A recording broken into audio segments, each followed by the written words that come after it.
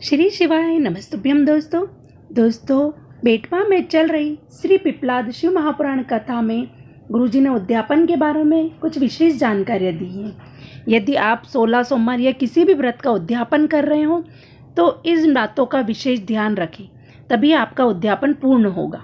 किसी भी चीज का उद्यापन करो,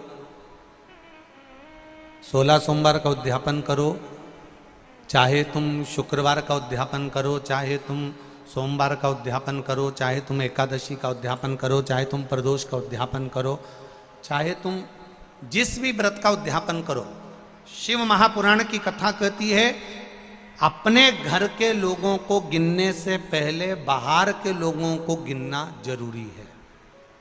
थोड़ा ध्यान देना। और आप लोग क्या करते हो?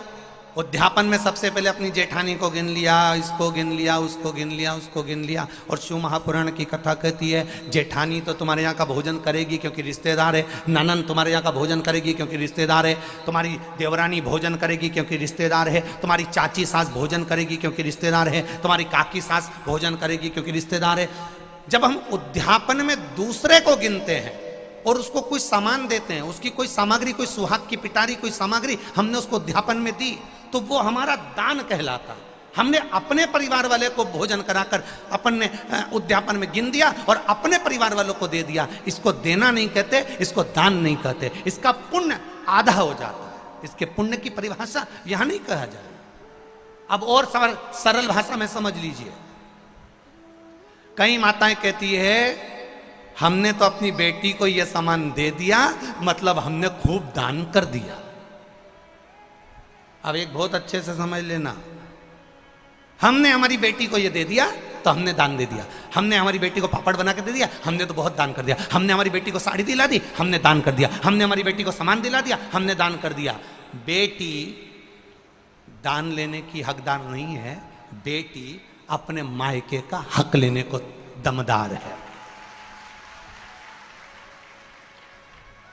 तुम बेटी को एक साड़ी देकर ये मत सोचना कि हम दान दे रहे हैं। बेटी तो खुद कन्यादान में जाती है। आप बेटी को अगर वस्त्र दे रहे हो तो दान नहीं कर रहे हो। आप बेटी को कोई सामग्री दे रहे हो तो दान नहीं कर रहे हो। आप बेटी को कोई सामान दे रहे हो, दान नहीं कर रहे हो। आप बेटी के बेटे को 500 रुपए का लिफाफा दे रहे हो, ये दान नहीं कहला रहा है। ये वो अपना हक लेकर जा रही है। आई है माँ बाप के घर में तो साड़ी तो देना पड़ेगी, नहीं देगी तो काले कोट वाला दिला देगा। उसमें ये दान नहीं है कि तुम कह दो कि नहीं साहब हमारी तो हमने बहन बेटी के दान दे दिया, हमने तो हमारी बहन बेटी के दान दे दिया, हमने तो हमारी बहन बेटी के दान दे दिया, तो बहन बेटी कहीं भिक्षा मांगे तुमसे? अरे बोलो तो बेटवा वाली हो, बोलो बोलो जम के बोलो। तुम क्या भिक्षा मांगो कि हम भैया के जाएं तो दान लेके आएंगे? दान लेकर बहन बेटी नहीं आती। बेटी अपने भाई के यहाँ से दान लेकर नहीं आती। बेटी अपने मायके से दान लेकर नहीं आती। बेटी मायके में जाकर अपने माँ बाप से और कहती है कि किसी ब्राह्मण को बुलाकर मम्मी सत्यनारायण की कथा कराकर थोड़ा सा दान दे दो। ये बेटी कहती है।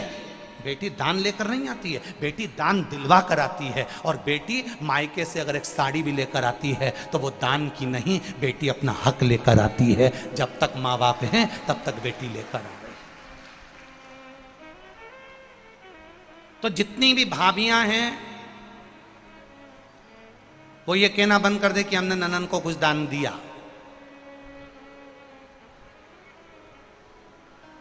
दान नहीं।